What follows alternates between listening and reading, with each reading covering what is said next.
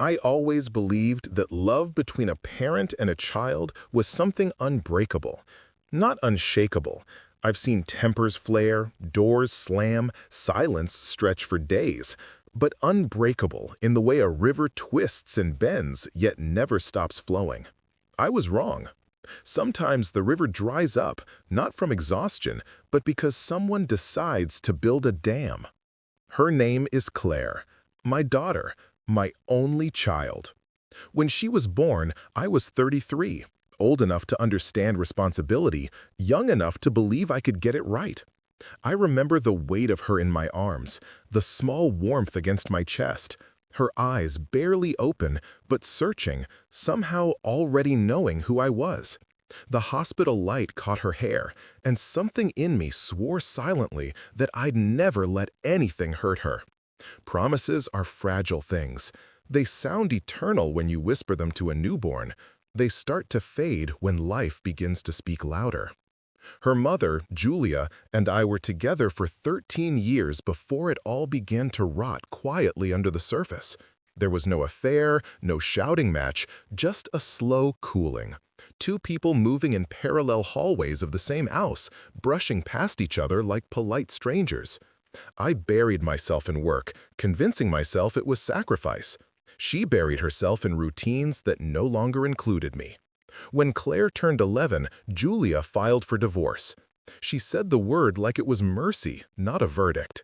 I agreed because I was tired, not of them, but of the constant pretending that things were fine. Julia got primary custody. I told myself it was best for Claire. Same school, same bedroom, same friends. Stability. I kept my apartment 15 minutes away, the kind of place meant for temporary living, but that ends up swallowing years. Every other weekend, I'd pick Claire up. We had our rituals, the park by the river, the tiny Italian restaurant where she'd order spaghetti and eat it like it was an Olympic event.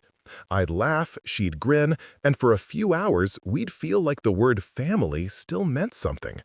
But little by little, the weekends shortened. She started saying things like, "Mom says you never really wanted this life," or "Mom said you were happier now that we're not around." Each time, I'd try to explain, not defensively, but gently, like a man afraid of raising his voice near something delicate. Still, words can't compete with daily presence. Julia's voice filled every weekday. Mine visited twice a month. By 16, Claire stopped calling me Dad. It was just Daniel now. Clean, polite, final. That's when I realized the quiet between us wasn't temporary. It was becoming permanent. I didn't blame her. She believed what she saw. I was the man who arrived, smiled too hard, bought gifts that tried too hard, and left before Sunday night ended. A cameo in her story. When she went to college, even those brief appearances disappeared. Messages from me went unanswered or met with single-word replies. Thanks. Okay. Busy. I told myself she'd circle back someday. After all, every child grows curious about the truth eventually. But years have a cruel way of turning someday into never. Every birthday, I mailed her a handwritten card. It wasn't for her anymore. It was for me. A small act of resistance against being erased. Sometimes I wondered if she even opened them, or if the envelope went straight into the trash. Still, I wrote, because habit is a kind of hope you perform when you've run out of reasons. 10 years slipped by like that, quiet, uneventful, lonely. Through social media, I watched her life unfold as if through a window. Graduation, new job, a golden retriever, and a man who began to appear beside her in photos. Mark. He looked solid, kind. Seeing her happy should have been enough, and maybe for a while it was. Pride is strange like that. It doesn't ask for permission to exist, even when you've been excluded from the story. Then, one evening, a message arrived from Julia. We hadn't spoken in almost a decade. "Claire's getting married in June. Thought you should know." No invitation, no contact, just that line. A bullet without sound. I must have read it a dozen times, looking for something beneath the coldness. A comma that hinted at warmth, a word that suggested I was still part of that world. But it was clean, surgical, Final. For days, I slept little, ate less. My mind kept painting the day I would not see. The aisle, the music, the man waiting at the end. I tried to picture who would walk beside her. Maybe Julia's new husband, maybe an uncle, someone who hadn't earned it but would wear the moment like a borrowed suit. That image hollowed me out. It wasn't vanity, it was grief in its purest form. A lifetime of small fatherly moments meant to culminate in one slow walk, one handoff, one silent blessing. And now it was gone. I didn't call, I didn't write back. There's a stage of pain where anger burns itself out, and what remains is just a dull weight pressing on your chest. That's where I lived for weeks, among memories, half-drunk coffee cups, and the sound of a phone that stayed silent. But under the heaviness, something began to stir. Not vengeance, that wasn't in me anymore. Just a need. To be seen, to exist in the moment she'd spent her whole life walking toward. Not to disrupt it, not to ruin it, but to remind both of us that I was still her father. And fathers, no matter how forgotten, do not vanish. In the weeks after that message, time didn't move the way it used to. Days stretched long and meaningless, while nights closed in fast, thick with silence. I stopped checking my phone, because nothing new ever came. No follow-up message, no invitation. Just the echo of what wasn't said. I went to work, came home, made dinner I rarely finished. My apartment felt smaller than usual, like the air itself had turned inward. And every time I tried to push the thought away, her wedding, it found a new way to return. Not as a question, but as a quiet ache. I started remembering small things. The first time she rode a bike, the way she cried when she fell. How she refused to let me hold the handle the next time because I can do it myself, Daddy. It wasn't about the bike, even then. It was about independence, something she seemed born to chase. Maybe that's why losing her hurt so deeply. She didn't drift away by accident. She chose distance. She built it brick by brick until it became a wall I couldn't climb anymore. One night, I opened an old box in my closet, full of photos I hadn't looked at in years. Claire's school drawings, a birthday card that said #1 Dad in uneven handwriting, a tiny handprint from kindergarten pressed into plaster. I sat there for hours, surrounded by ghosts that didn't even know they were dead. That's when it happened. Not a sudden idea, more like something that rose quietly out of the stillness. If she wouldn't invite me, maybe I didn't need an invitation. Maybe all I needed was presence. The thought scared me at first. What would I even do? Just show up? Would it make things worse? Embarrass her? But the more I thought about it, the more I realized it wasn't about embarrassment or ego. It was about closure, about walking the last few steps of a promise I'd once made. One last gesture before letting go. I didn't want to cause a scene. I didn't want to ruin her day. I just wanted to see her in that moment, even from the back of the room, even unseen. Because every father dreams of walking his daughter down the aisle. And some dreams refuse to die quietly. So I started to plan, not impulsively, but methodically, like I used to when preparing for a big project at work. I didn't tell anyone, not friends, not coworkers. Some things are too sacred for casual conversation. Julia still lived in the same city as me, and Claire's wedding was scheduled in late June at a vineyard just outside town. I learned that much from social media. People post everything, even the things they think are private. A tagged location, a photo of an engagement ring, a rehearsal dinner post. All breadcrumbs, leading straight to the day I wasn't supposed to attend. The morning of the wedding came quiet and gray. I woke before dawn, showered, shaved, and stood in front of the mirror for a long time. I didn't recognize myself completely. Not the hair streaked with gray, not the eyes that seemed permanently tired. But beneath all that, the man who once held her on the day she was born was still there. I put on my best suit, navy blue, the one I'd worn only once before, to my own father's funeral. The irony wasn't lost on me.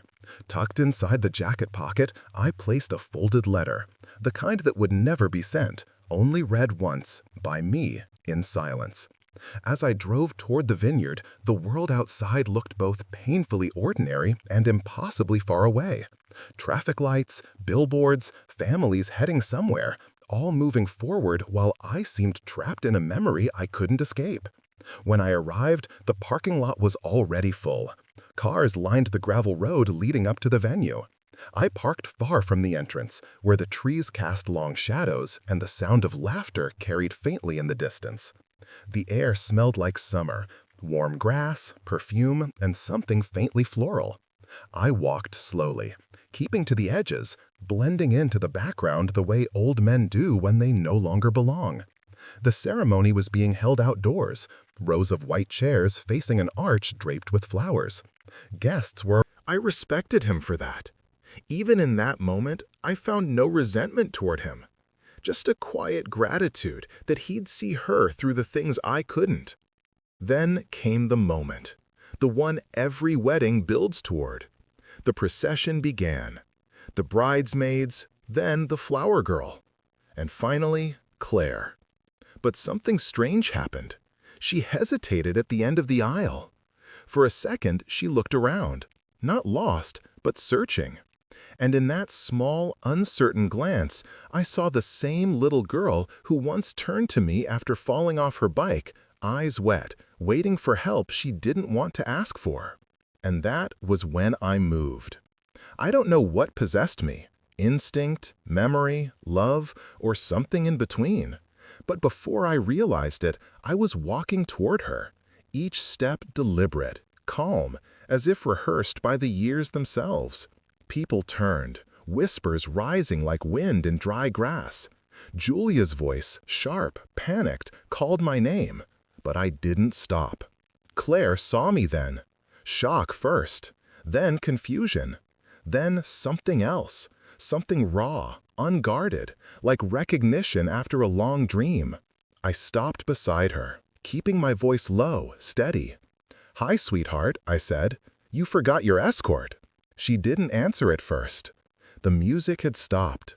The guests had turned. The whole world seemed to hold its breath. Then, after a moment that felt like a lifetime, she nodded, just once. And without a word, she slipped her arm through mine. I used to think there were certain things in life that could never break. The bond between a father and his daughter was one of them. When she was little, she used to grab my finger with her whole hand, tugging me toward the park, toward life, toward everything new. Back then, the world was simple.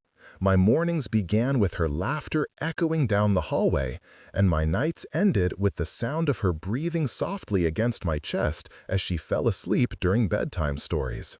I never imagined those small hands would one day push me away.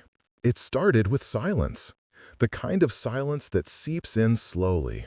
One missed phone call, one unanswered message, one holiday where the seat beside you stays empty. At first, I told myself she was busy. Work, life, youth. I made excuses for her because that's what fathers do. We shield our children from blame, even when it hurts us. But deep down, I could feel it. The distance wasn't accidental. It was deliberate. She had grown up, and somewhere in that process, I had become a chapter she didn't want to reread. The day I found out about her wedding, I wasn't told. I wasn't called, I wasn't invited. I heard it from a neighbor, an old woman who still read the local announcements out loud at the grocery store. She said, "You must be so proud, Tom. Your daughter's getting married next month." I smiled, out of habit, then nodded, because that's what you do when your throat closes. I thanked her, bought my groceries, and drove home in silence. That night, I sat in my chair by the window, the one where I used to rock her to sleep when she was sick, and stared at the moon. I kept asking myself what I had done wrong. Was it the divorce, the distance, the years I spent trying to keep a roof over our heads instead of attending every school play? Or maybe it was that I never learned how to talk about feelings, how to say "I love you" without making it awkward. When she was 12, she once asked me, "Dad, "Do you ever miss Mom?" I told her, "I miss the family we were." She didn't respond. I think that's when she started missing me too, even while I was still there. I saw her wedding photos online a few days later. Her smile was bright, her eyes alive. The man beside her looked decent, the kind who probably opens doors and remembers anniversaries. She looked happy, and that hurt the most, because she looked complete, without me. But there was one photo that broke me completely. It was her walking down the aisle. On her arm was a man I didn't recognize. Older, confident, with that rehearsed smile of someone who believes he belongs. He wasn't her stepfather. She'd never had one. He was a stranger. But in that photo, he looked like me. Not by blood, but by the way he walked beside her. Proud, steady, protective. That image carved something open inside me. Not jealousy, not anger, just an unbearable sadness, the kind that sits in your chest and refuses to move. For days, I told myself to forget, but grief doesn't fade quietly. It turns into something else: reflection, understanding, and eventually, resolve. A week after the wedding, I received a letter in the mail. Not from her, but from my late ex-wife's sister. Inside was a photo of my daughter in her dress and a small note that read, "She looked beautiful, Tom. She missed you. She just didn't know how to face you." I must have stared at that line 100 times. She just didn't know how to face you. Something inside me shifted then. Not anger, not regret, just a quiet acceptance that love, even when broken, still deserves a goodbye. So I decided to give her one. Not by calling, not by confronting, but by showing up, one last time, to remind her that no matter how far she ran, I was still there. Not as a guest, not as an intruder, but as her father.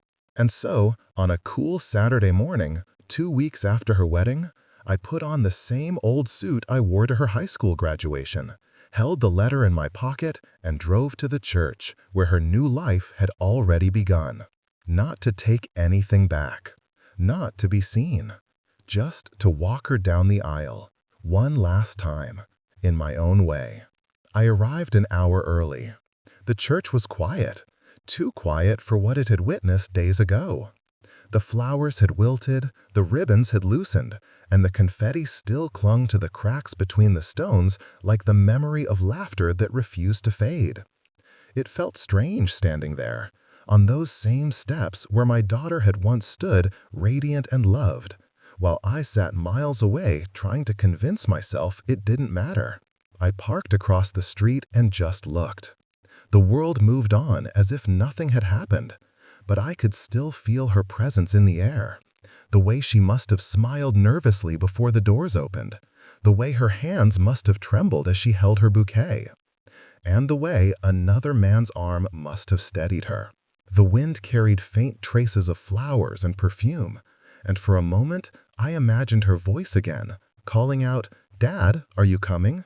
That illusion was enough to bring tears to my eyes. I hadn't cried at the funeral of my father. I hadn't cried when my marriage ended. But standing there, alone, on the steps where I should have been standing beside her, I broke. I let the tears fall, quietly, like everything else I've ever done. After a while, I stepped inside. The doors creaked, a sound that used to make her laugh when she was small. She'd mimic the sound and pretend to be a ghost every time we visited old churches on road trips. "Boo, Daddy," she'd giggle. I used to scoop her up and tell her that ghosts weren't real. I was wrong. Some ghosts aren't dead. They're memories that never stop walking beside you. The aisle stretched ahead of me, long and empty now. The sunlight filtered through stained glass windows, painting the pews in colors of red and gold. I walked slowly, counting each step like it mattered. Each step was a year. Year 1, the year she learned to walk. Year 5, her first day at school. Year 10, the year I taught her to ride a bike. Year 16, the year she slammed her bedroom door and said she hated me. Year 18, the year she left for college and stopped calling. And year 30, the year she got married without me. By the time I reached the altar, my legs were trembling. Not from age, from memory. I looked around, trying to imagine where everyone must have sat. The guests, the groom, her friends, and her. I pictured her walking down this very path, her dress brushing against the floor, her eyes locked on a future that no longer included me. I didn't blame her. Not anymore. I sat in the front pew and took out the photo her aunt had sent me. I held it gently, as though it might crumble if I breathed too hard. Her smile. God, that smile. It was the same one she had when she used to run into my arms after school, shouting, "Daddy!" For years, I'd convinced myself that fatherhood was about providing, about keeping the lights on, the fridge full, the bills paid. But sitting there, I realized something cruelly simple. It was never about the things I gave her. It was about the moments I didn't. The stories I never told. The apologies I never voiced. The hugs I withheld because I thought she'd outgrown them. I leaned back, closed my eyes, and whispered to the empty air, "I'm sorry, sweetheart, for not knowing how to love you the way you needed." The church was silent, but it felt like it was listening. Then I heard footsteps, faint, cautious. I turned. A woman stood by the door, holding a broom. The caretaker, maybe? She looked at me with polite confusion, the way people look at strangers who've wandered into their private places. "Sir, are you looking for someone?" she asked. I smiled faintly. "No, I'm just visiting." Her gaze. The woman smiled gently. She's a good girl, your daughter. She just needed time. I nodded, unable to speak. Then she left me alone again with the echo of her words. When I finally rose to leave, I walked down that aisle slowly, the same way she must have walked days ago. Only this time, in my mind, I wasn't alone. I imagined her beside me, her arm hooked through mine, her head leaning lightly against my shoulder like she used to when she was small. We walked together, step by step, through memory and forgiveness. At the end of the aisle, I whispered, "I'm here now, sweetheart. I walked you down, just like I promised." And for the first time in years, I felt peace. Not the kind that erases pain, the kind that coexists with it. When I stepped outside, the wind picked up again, carrying the faint echo of church bells. I looked back one last time, smiled, and walked away, not as a forgotten father, but as a man who finally let go. I didn't go straight home after leaving the church. I drove without direction, through streets I didn't recognize, past people who looked like they had somewhere to be. I envied them. There's comfort and purpose in having a place where you belong. For years, I told myself my purpose was to be a father. Now, even that word felt borrowed, like a title I used to hold but had quietly expired. The sun began to set, casting long orange streaks across the road. I stopped at a diner, somewhere off the highway, one of those forgotten places that still smelled like burnt coffee and cigarettes from decades past. The waitress smiled politely, poured me a cup, and didn't ask questions. Maybe she saw something in my face that told her not to. I sat in the corner booth, my reflection staring back at me through the window. A man with tired eyes and a kind of grief that doesn't demand attention, only understanding. That's when I pulled out the old leather notebook I used to keep in my jacket pocket. It had followed me everywhere, through boardrooms, birthdays, and breakdowns. Half the pages were filled with half-finished thoughts, but tonight I wanted to finish one. I opened to a blank page, took a breath, and began to write. Dear Claire, I don't know if this letter will ever reach you. Maybe it'll stay tucked between these pages forever, or maybe one day curiosity will bring you to it. Either way, it doesn't matter. I just need to say these things, not for you to hear them, but for me to finally let them go. When you were born, I thought love was easy. I thought it was something you simply felt, and that feeling was enough. But I learned that love is work, Quiet, unglamorous work that no one teaches you how to do. I wasn't good at it. I gave you things, but not time. I gave you advice, but not understanding. And when life demanded patience, I gave silence instead. You didn't deserve that. The truth is, I wasn't angry when you didn't invite me to your wedding. I was ashamed. Ashamed that I had built a life so busy proving my worth that I forgot to give you the one thing you always needed: presence. You saw me as distant, and you weren't wrong. I was a man chasing security while losing sight of what it was for. I don't blame you for believing the stories told in my absence. Maybe I would have believed them too if I were you. You were just a little girl trying to make sense of a father who kept disappearing behind excuses. But I never stopped loving you, Claire, not for a second. You were my first thought every morning and my last before sleep. Every promotion I ever took, every move I made, every time I swallowed my pride and smiled through loneliness, it was always for you. I just never learned how to show it in a way that mattered. When I stood in that empty church today, I didn't see what I'd lost. I saw what I'd failed to protect. The little girl who once trusted me to keep her safe from everything, even her own fears. I wish I could have been the man who deserved to walk beside her that day. But in my mind, I did, and that's enough for me. If you ever find this letter, don't feel guilty. Don't carry the weight of my mistakes. You owe the world your happiness, the kind I once dreamed you'd find, the kind I hope you have now. I'm proud of you, sweetheart, more than you'll ever know. Love, always, Dad. I stared at the letter for a long time after finishing it. My hands were trembling, not from age, but from the release of something that had been sitting too heavy for too long. I didn't read it twice. I didn't correct the messy handwriting or the smudges from my tears. It was imperfect, like me, like us. When I folded it and slipped it into the back pocket of my notebook, I felt something unfamiliar: lightness. I paid for the coffee and stepped outside. The air was cooler now.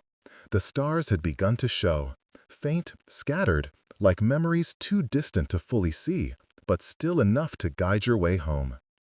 On the way back, I stopped by the post office. It was closed, of course, but I didn't intend to mail the letter. I just wanted to stand there, outside the place where countless words have been sent out into the world, most of them never read the way they were meant to be. I tore a scrap from my notebook and wrote a small note on the envelope. For Claire, someday. Then I placed it in the slot and let it go. Weeks passed. I didn't expect a response. None came. But the silence didn't hurt the same anymore. It was no longer a punishment. It was simply a space where love used to echo. I went back to my ordinary life: morning walks, old records, the occasional visit to the park where she once fed ducks as a child. Sometimes I'd sit on the same bench we used to share and read a book I knew she'd never finish. And when the wind rustled the pages, I liked to imagine it was her, teasing me for reading the ending first.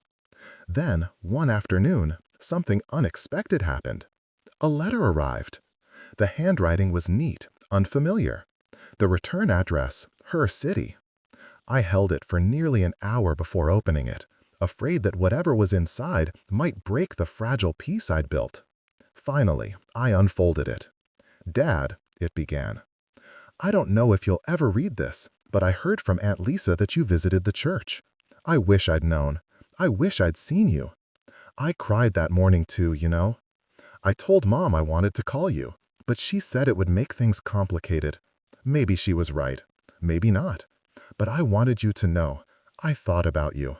A lot. Especially when I walked down the aisle. It didn't feel right. It felt incomplete. Like someone was missing. You. I don't know if I can fix the past, but if you're open to it, maybe we can start with coffee. Love, Claire." The words blurred through my tears. Not from grief this time, but from something gentler, healing. I read it again and again, and for the first time in years, the ache inside me didn't feel endless. It felt like the beginning of something new, fragile, uncertain, but real. I smiled, folded the letter carefully, and whispered to the quiet room, "I'll be there, sweetheart. I'll be there." The day we agreed to meet, I woke before sunrise. I didn't sleep much the night before, not from nerves, but from the quiet disbelief that it was actually happening. There's a strange weight to waiting for something you once thought would never come. It's not excitement. It's more like standing at the edge of a familiar river, wondering if it still remembers your name. The letter said noon. The Willow Cafe, downtown, she'd written, a place I'd never heard of. I looked it up online. Small, modest, tucked between a florist and a bookstore. Something about that seemed fitting.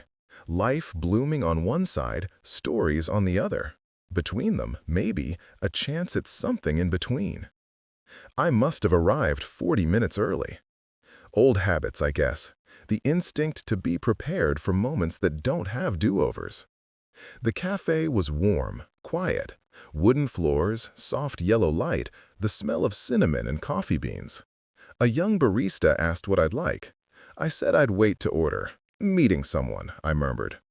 He smiled, the kind of polite smile that belongs to people too young to know what waiting like this feels like. I picked a corner seat facing the door. The window beside me caught the reflection of people passing by. Mothers with strollers, couples with laughter, friends sharing secrets over coffee. I used to watch Claire in that same way when she was little, just being, existing in a world that hadn't yet broken her trust. She'd once said, "Dad, do you think love stays the same when people grow up?" I told her yes. I lied. Because the truth is, love changes shape. Sometimes it becomes quiet, sometimes it hides, and sometimes, if you're lucky, it finds its way back, different but still recognizable. When she finally walked in, I almost didn't recognize her. She looked older, of course, more polished, confident. But it wasn't just that. She carried herself like someone who'd learned how to live without needing anyone's permission.